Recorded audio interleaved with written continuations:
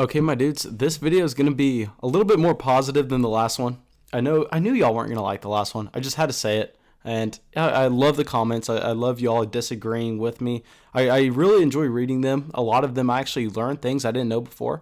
So really appreciate whenever y'all go down and leave a comment. Even if y'all are telling me I'm stupid, love it anyway. I like to hear it.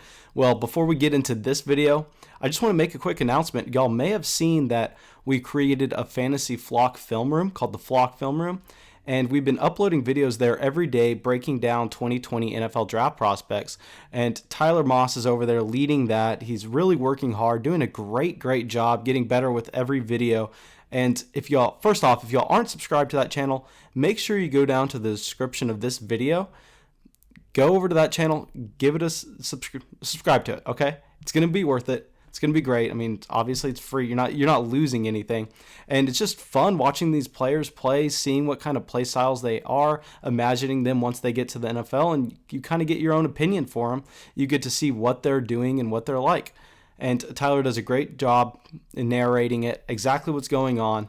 So make sure you go down there. And if you want to join Tyler and you want to start submitting some of your own videos, I mean, if you think you can do it, go to Twitter, follow me at Build the Dynasty, or follow the YouTube channel at FantasyFlockNet, and shoot me a quick DM. Give me your Skype name. We'll Skype. We'll talk. Maybe set something up, and then you can send me. I'll tell you exactly what I'm looking for. You can send me some sample videos, and then we can work with there, and then see if we'll take you on. And I mean, it's kind of just a great opportunity, a lot of fun. That's mainly why we're doing this. This is why we play Dynasty Fantasy Football. This is why we look at these prospects. We're not working for an NFL team. Believe it or not, I'm not an NFL scout. I'm not telling the Houston Texans who to take with their third-round pick. I know it may be surprising, but if that's something you'd be interested in, definitely go to Twitter, shoot me a DM. Don't even bother leaving a comment that you're interested, just because I'm not gonna have any way to contact you. I can't message you through YouTube. So go to Twitter, hit my DMs. But we'll jump into the video, and right now I'm going to talk at least about one player that I think is a phenomenal buy, and he's just extremely under the radar. If I have time for a second one, I will, but I kind of want to dive a little deeper into this player like I did with Nick Chubb and the situation in Cleveland in the last video. And this is Jalen Hurd. And I never really had strong feelings about Jalen Hurd.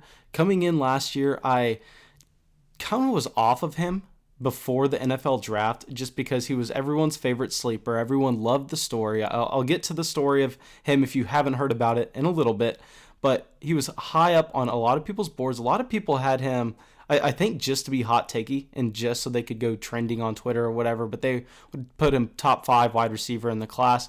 And I wasn't necessarily there, just because I thought that Jalen Hurd was kind of a gadget guy. And we know that those guys traditionally don't go high in the NFL draft because they don't necessarily see a clear fit for them. And then everything changed when the 49ers took Jalen Hurd at the very beginning of the third round of the NFL draft. I think they took him with the 303. And what's significant about this draft pick is that's not necessarily a lot of draft capital, but when they took him, they knew how raw this player was. And so whenever you're taking a player that you know is raw, usually the NFL is going to value that player a lot lower than we will in fantasy, just because they want someone, especially if it's I believe the 303 is it's a top 100 NFL draft pick. They want someone that's going to be able to come in and help them win football games, especially a team like the 49ers who were just in the Super Bowl. They were all in for 2020, really, yet they felt the need to take Jalen Hurd with a premium draft pick, knowing that he wasn't really going to be able to do anything year one. We didn't expect him to be able to do anything year one, but let's zoom back a little bit and let me paint the picture of who Jalen Hurd is for you as a player. So coming out of high school, Jalen Hurd was phenomenal. He was on the top of everyone's boards. He was a 5-star recruit. He was actually played the running back position, where he ended up going to Tennessee. I want to say that he played with Alvin Kamara. I mean, the ages line up and it makes sense. But if I could be wrong on that, if I'm wrong, please leave a comment and let me know. But anyway, so he played running back at Tennessee for a while, and he was good. He was a real good running back at Tennessee, and just halfway through, the coaching staff wasn't using him the way he wanted to be used. And I think really what it came down to is his agent probably told him because of his body type. He sat down and said, you can't play the running back position in the NFL. I mean, you're going to be a day 3 draft pick. You're a phenomenal athlete, but NFL teams aren't going to want to draft you as a running back. So he wanted to switch to wide receiver. I don't think Tennessee really was up for it, so he transferred over to Baylor. And you would expect that a player transferring from running back to wide receiver, especially at a Big 12 school. I mean, the Big 12, yes, the defenses are not the best, but they're major programs there. So you would expect a slow progression and him not to really do anything. But he played wide receiver for Baylor for, I believe, a year, and he played mainly in the slot, and he was great. He was a very good wide receiver, and he has a very interesting, very unique body type. He is massive. I think he's about 6'5", maybe 6'4". He is a big man. And so after that, we see him declare for the NFL draft, and he gets taken that highly by the San Francisco 49ers, and they end up putting him on IR either in the preseason or week 1, week 2. I don't exactly remember when it was, but I don't really even think it was due to injury. I think he had some small injuries, nothing massive, and they just knew that he was too raw to contribute to the team in year 1. So he stashed him on IR, which was great probably for his development. He got to just see how an NFL program worked and come in ready to go year 2. And so we would expect that Jalen Hurd's value, he never did anything to lose any value from the last rookie draft season to this season, yet his value has completely plummeted just because nobody's been saying his name for a year now, and people have completely forgot who he is. I'm going to go, I just took him in the recent startup draft that I did, and I'll give y'all some names who went ahead of him in Dynasty fantasy football startups. Okay. Now be ready for this. Keep in mind, this is a wide receiver who was a top 100 NFL draft pick a year ago and has shown nothing. He hasn't shown anything to make us think that he is a bad player. So our evaluation of him right now should be identical to what it was a year ago. If anything, our evaluation of him, we should have him ranked higher, because a year ago we thought that Dante Pettis and Deebo Samuel were going to be the wide receiver 1, wide receiver 2 in San Francisco for years to come. Obviously, Dante Pettis is flamed out. He is nothing. And the wide receiver 2 spot on this team is going to be completely wide open because Emmanuel Sanders is a free agent. I believe he is 32 or 33 years old. And the 49ers have a lot of players to sign. So I don't think they bring Sanders back, especially with Jalen Hurd just developing and coming into year 2. So I think, if anything, we see Jalen Hurd take a perceived step up in the depth chart just because of how the wide receivers have flamed out around him. But nonetheless, I'm getting sidetracked. Let me talk about who went ahead of him in this Dynasty startup. Okay, we'll start with some wide receivers. Larry Fitzgerald. I mean, that's just ugly, in my opinion. I know everyone has always said Larry Fitzgerald is dust for the past 5 years now, and every year he has done something, except this last year. I mean, this last year he was horrible. He can't run. What he does is run a 3-yard stick and then turns around, or he runs a wide receiver screen. He can't do anything.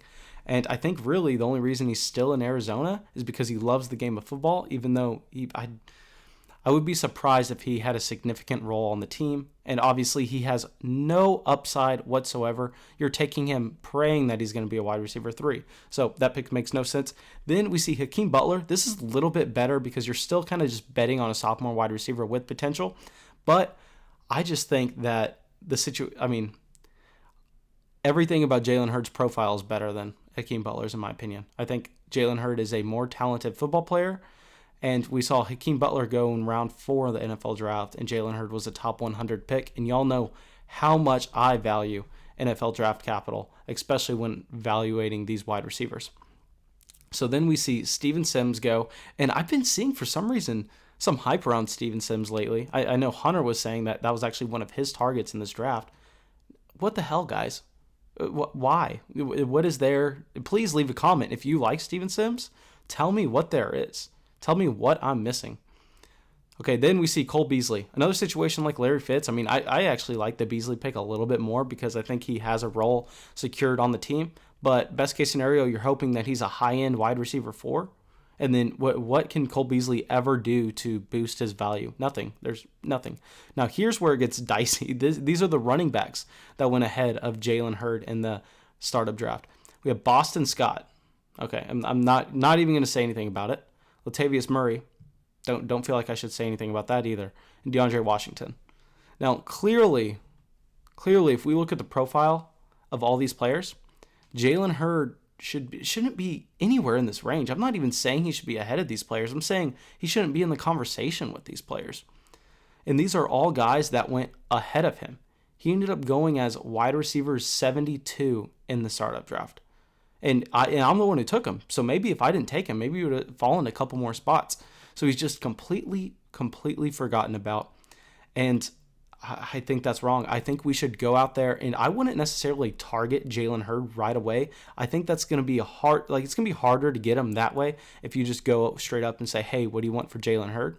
Because then the owner automatically thinks about Jalen Hurd, thinks about the profile, and is not necessarily going to be willing to sell for these prices, in my opinion. How I think you play it is you go to the Jalen Hurd owner's team, you look for a trade that you would like that didn't involve Jalen Hurd that you think the other owner would be interested in. And then you try to negotiate around that basis of a deal and then throw Jalen Hurd in as an add-on. Because at that point, he's not the focal point of the deal. So the owner's not really going to think about him. He just goes, oh, okay, yeah, he's nothing. He's a zero in this deal. While in reality, you're picking up a guy that you think has, the profile to not only increase value from here to the beginning of the season, but to maybe even have some long-term upside and be a difference maker in your lineup. And that's mainly because I think he is just a great fit in the Shanahan offense. Because we know the thing with Jalen Hurd is he's not the best route runner. That's probably the biggest weakness in his game. But what he is amazing at is when he has the ball in his hands. We're talking about a former 5-star running back here with a great body type. So what team would you prefer this wide receiver on? We want him on the team where the head coach literally came out and said, I don't look for route runners on this team. He schemes wide receivers open, and he wants the wide receivers to be able to get to their spots, and then he wants them to be weapons with the ball in their hand. I mean, look at Deebo Samuel. Look how they scheme all the ways open just to get him open, even in the Super Bowl, the biggest game of the year. So clearly, Kyle Shanahan and Jalen Hurd are a perfect match. I think that we should be going out and targeting Jalen Hurd on the low, every single league you have. And yeah, that's about it. I'm probably going to go send some offers before I upload this video just in case any of my league mates watch it. But thanks so much, guys. Have a great day. Please make sure to shoot me a DM on Twitter if you would be interested in contributing to that Flock Film Room channel. No guarantees. I want to kind of filter out, see the quality of the videos we'd be getting. We can just kind of chat about it. But it'd be a lot of fun. Also, I believe 60% of the people who watch these videos are not subscribed. What are y'all doing, guys? Come on, just subscribe to the channel. If you're not following me on Twitter, make sure you do that. Come on. I'm in college. Whenever people see my Twitter, if they see I have 1,000 followers, that gets me some instant clout, okay? I can be like, yeah, I got a podcast going on, okay? Just kidding, guys. But have a great day.